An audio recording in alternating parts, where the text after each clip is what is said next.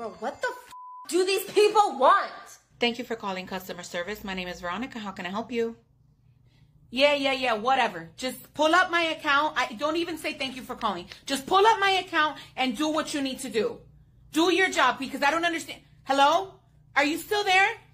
Yes, ma'am. I'm still listening. Did you hear what I just said? Nah, you're going to have to repeat all that because you started yelling and I thought you was talking to one of your kids, because I know you're not talking to me like that.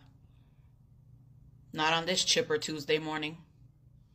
Did you really just say that to me? Yes, I did say that. Yes, I did. How? Why? Because you need something from me, but you're going to call me with attitude and yelling top of the morning. For what? For what reason?